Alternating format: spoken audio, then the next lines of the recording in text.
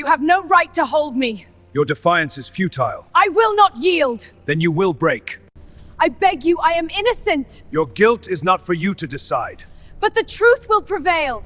Some stories are difficult to tell, not because they are unknown, but because they are so deeply painful. This is one of those stories. When we think of the Ottoman Empire, images of grand palaces, bustling bazaars, and a vast, multicultural domain often come to mind. We talk about its incredible longevity, its military prowess, and its rich artistic heritage. But history is never just one single narrative. It's a mosaic of countless individual experiences.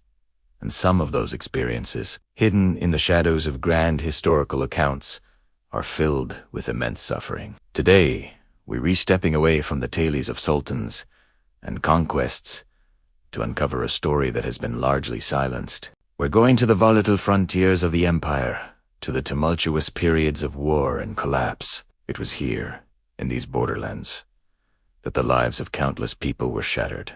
Among them were Christian nuns, women who had dedicated their lives to faith and service, only to find themselves caught in the crossfire of geopolitical conflict and brutal violence. This isn't a story designed for dramatic effect. It's a somber reflection on real events and real people. The late 19th and early 20th centuries were a time of great upheaval for the Ottoman Empire. As its power waned, nationalist movements surged, and wars erupted along its frontiers, particularly in the Balkans and the eastern provinces. Christian communities, which had coexisted within the empire for centuries, suddenly found themselves in a perilous position. Monasteries and convents, once seen as sanctuaries of peace and prayer, became vulnerable targets. For the nuns living in these communities, the world they knew was torn apart. They were not soldiers. They were educators, caregivers, and spiritual guides. They ran orphanages, schools, and infirmaries, serving everyone regardless of their background. Yet, when conflict ignited, they were often among the first to face its horrors. Historical accounts and survivor testimonies, though fragmented, paint a harrowing picture. They speak of convents being attacked, of nuns being forced to flee their homes, leaving behind everything they had ever known. They faced starvation, displacement, and the constant threat of violence. Imagine the terror of being hunted, of seeing the sacred spaces you've tended with love and devotion being deserted. These women endured unimaginable trauma. Some were captured and sold into slavery, their vows and identities stripped away in the most brutal manner possible. Others witnessed unspeakable atrocities committed against their communities before being killed themselves. Their stories are not just tales of victory. They are testaments to incredible resilience in the face of absolute inhumanity. In the midst of chaos, many of these nuns showed extraordinary courage. They risked their own lives to hide orphans, to protect the vulnerable, and to preserve their faith against all odds. They became symbols of hope and defiance in a world that seemed to have lost its moral compass. Their stories were often suppressed, deemed too painful or politically inconvenient to be told. They didn't fit neatly into the heroic narratives of war or the triumphant chronicles of nations. But their silence does not erase their suffering. Remembering these nuns is not about assigning blame or reopening old wounds for the sake of it. It's about acknowledging a painful chapter of our shared human history. It is about honoring the memory of those who suffered in silence, and recognizing that the grand tapestries of history are woven with individual threads of joy, love, and immense pain. By bringing these stories into the light, we give a voice to the voiceless and ensure that their experiences are not forgotten. We remind ourselves that behind every conflict, behind every headline, there are human beings whose lives are irrevocably changed. Thank you for taking the time to listen to this. For centuries, the Ottoman Empire was a colossal power, its borders stretching across Europe, Asia, and North Africa. But these borders weren't just lines on a map. They were dynamic, ever-shifting frontiers forged in the crucible of war. Life in these borderlands was a constant state of uncertainty. Armies marched back and forth. Towns and villages frequently changed hands, and the civilian population bore the brunt of the endless conflict. Imagine living in a place where the flag flying over your town could change overnight. That was the reality for millions. In these turbulent frontier zones, institutions we often think of as safe havens, like monasteries and convents, were anything but. They were isolated, often wealthy, and extremely vulnerable. Without the protection of a stable government or a nearby army, they were prime targets. These religious communities found themselves caught between massive empires. When Ottoman armies advanced, they were in the path of conquest. When Christian forces counterattacked, they were on the front line of the fighting. This constant back and forth made long-term security impossible. Raiders, both organized and opportunistic, saw monasteries as easy pickings. They weren't just after gold and silver. They plundered valuable manuscripts, religious icons, and vital food supplies. The monks and nuns living there faced constant threats to their lives and their way of life. To survive, these communities had to become incredibly resilient and resourceful. Many monasteries were built like fortresses, with high walls, watchtowers, and defensible gates.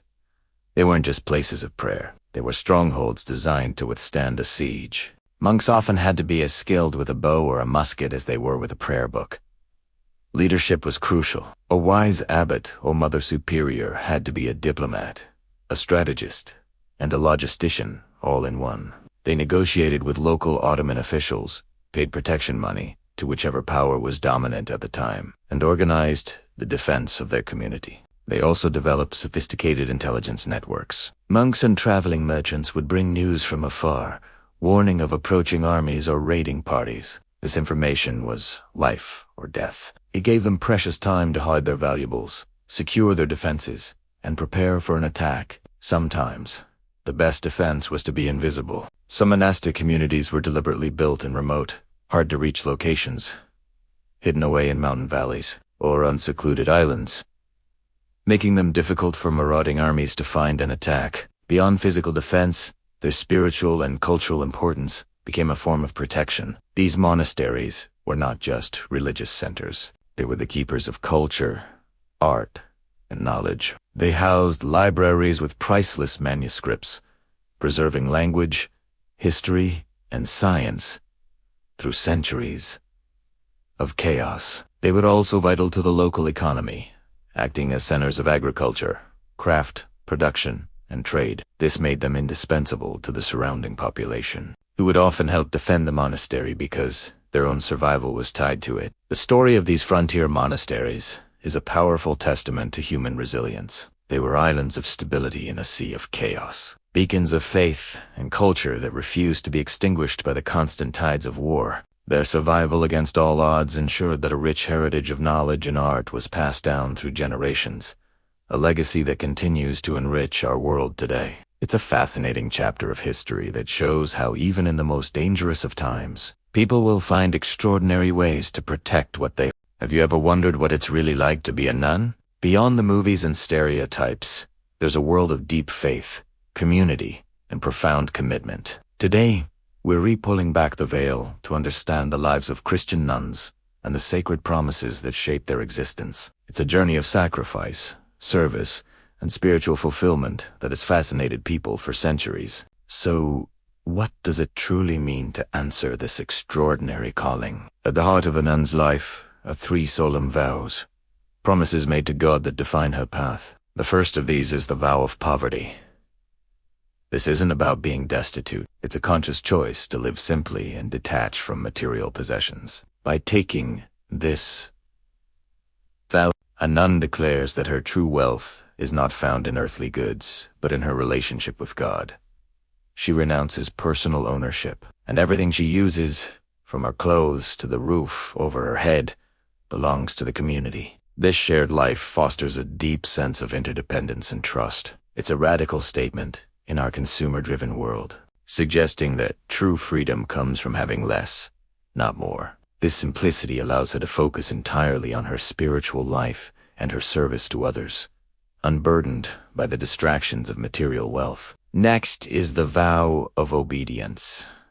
This is often the most misunderstood vow. It doesn't mean blind submission or the loss of personal thought. Instead, it's an act of faith and humility. A nun promises to obey her legitimate superiors within the community, such as the Mother Superior or Abbess. This obedience is seen as aligning her will with God's will, as expressed through the leadership of her order. It requires immense trust in her leaders, and trust that God is guiding the community. Decisions about her daily work, where she lives, or what ministry she undertakes are made for the good of the entire community, not just for personal preference. This fosters a spirit of unity and collective purpose. It is a powerful practice of letting go of one's own ego and desires to serve a greater mission, believing that God's plan is at work through the structure of the community. The third and perhaps most well-known vow is chastity. By promising chastity, a nun dedicates her whole heart and capacity for love directly to God. This means foregoing marriage and a physical family of her own, but it's not a vow of lovelessness. It's a vow of a different kind of love. It's a spiritual, spousal relationship with Christ. This frees her to love universally, to be a mother, sister, and friend to all people, especially the poor, the sick, and the marginalized. Her love isn't confined to a single family but extends to the entire human family. This profound dedication allows her to be fully present to those she serves, offering her time, energy, and compassionate heart without reserve. It is a testament to a love that transcends the physical and finds its ultimate expression in spiritual devotion and selfless service to humanity. So, the life of a nun is built upon this threefold foundation: poverty, obedience, and chastity. These vows are not restrictions but pathways to a different kind of freedom from materialism, freedom from self-will, and freedom to love God and neighbor completely. Their identity is not lost but found within their faith and their community. They live, work, and pray together, supporting one another on this shared spiritual journey. From teaching in schools and caring for the sick in hospitals to contemplative prayer in a secluded monastery, their lives are incredibly diverse, but they are all united by these sacred promises. Their existence is a powerful counter-cultural witness, a reminder that a life dedicated to faith, community, and service can be incredibly rich and deeply fulfilling. Have you ever wondered why, throughout history, convents and monasteries often became targets during times of war? It's a dark but fascinating aspect of military history. You might think it was purely about religious hatred, and while that was sometimes a factor, the real reasons are often more practical and strategic. Let's peel back the layers and look at the harsh realities of warfare. First, and most importantly, convents were storehouses of wealth. In a pre-modern world without banks on every corner, religious institutions were some of the most secure places to store valuables. They held gold, silver, precious artifacts, and beautifully illustrated manuscripts that were worth a fortune. For an army on the move, which was often poorly supplied and paid, a convent was like a treasure chest, just waiting to be opened. Soldiers were frequently motivated by plunder, and sacking a convent was a quick way to get rich. Beyond just treasure, convents held something even more critical for a marching army: supplies. Think about what it takes to feed thousands of soldiers. It's a massive logistical challenge. Convents, being self-sufficient communities, had large stockpiles of food grain, wine, preserved meats, and vegetables from their extensive gardens. They also had livestock, fresh water, and cloth. For a hungry army, raiding a convent wasn't just an opportunity. It was a necessity for survival. It was a one-stop shop for everything they needed to keep fighting. Then there's the matter of land and strategic location. Convents were often granted vast tracts of fertile land. Controlling this land meant controlling the food production of the region. Many were also built in strategic locations on hills, near rivers, or along important trade routes. Their sturdy stone walls, originally built for seclusion, could easily be repurposed for defense. Occupying a convent could give an army a secure base of operations, a fortified position to control the surrounding area, or a place to regroup and treat their wounded. Of course, we can't ignore the symbolic aspect. In wars fought along religious lines, such as the Reformation or conflicts between different faiths, convents were powerful symbols of the enemy's beliefs. Destroying a convent wasn't just about looting. It was a psychological blow. It was a way to demoralize the local population and declare the dominance of your own faith and power. It sent a clear and brutal message: your God cannot protect you.